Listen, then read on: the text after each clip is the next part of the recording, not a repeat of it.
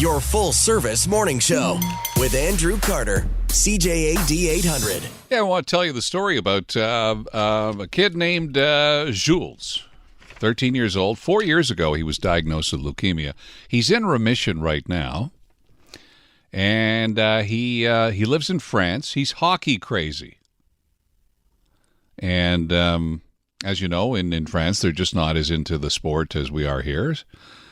Mike Zbriger is a Montrealer who brought Jules to Montreal for a week-long dream hockey trip. And Mike is on the line. Good morning.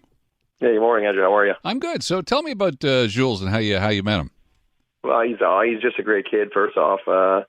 We were a bunch of us guys. We went down and played for Team Canada in the Maccabee Games in the Masters division, which is the old guys, 40 and up. So Jules was down there in Israel with his sister who was playing in the games, but for tennis. He has two sisters who are tennis stars.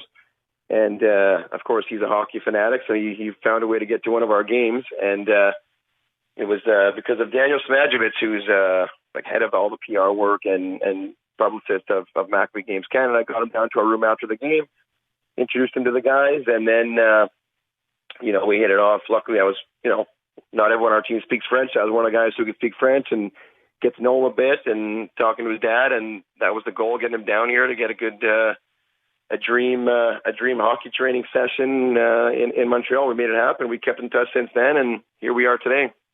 So what'd you do for Jules? So basically, listen, the team rallied. Like, Jules' family, they weren't looking for handouts or anything. They got here on their own terms. Like, it was not an issue. It was more like, when we get there, will you help us know even where to go or how to train and what to do? So, like, that was all the lifting we did. So our team put some money in the pot together. A lot of guys were generous, and basically we wanted to make sure that when he got here, the guys are. Sorry, go ahead. Sorry.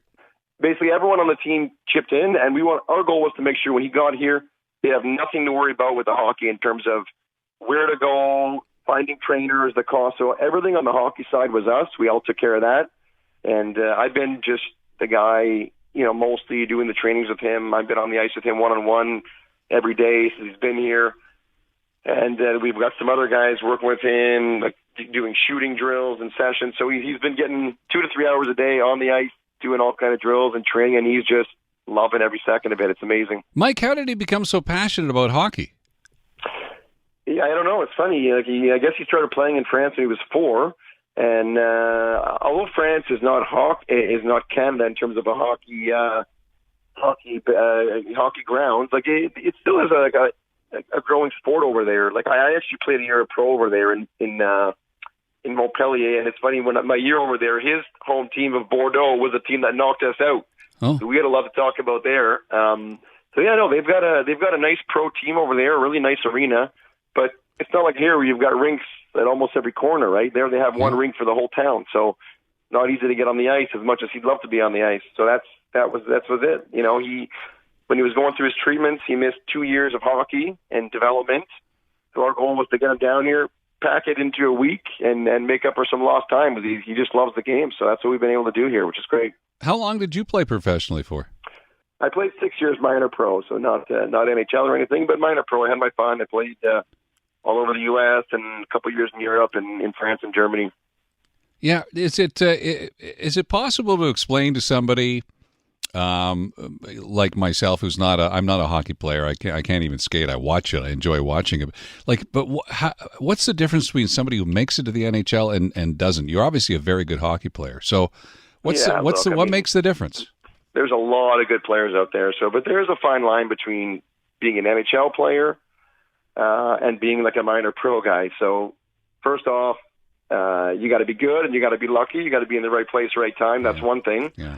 But the biggest jump is how those guys in the NHL can shoot and release the puck and how they can stride. Like, their first few steps are gone. That's the biggest difference. Yeah, right? fast. Absolutely. So, yeah. But again, there's also, it's the top superstars in the NHL that are like head over heels above the rest. And then there's, some guys are interchangeable that are up and down. And, it's a bit of luck of the draw at times, but the superstars are the superstars no matter what. All right. Well, Mike, thanks very much for your time. Appreciate it, guys. Thank you.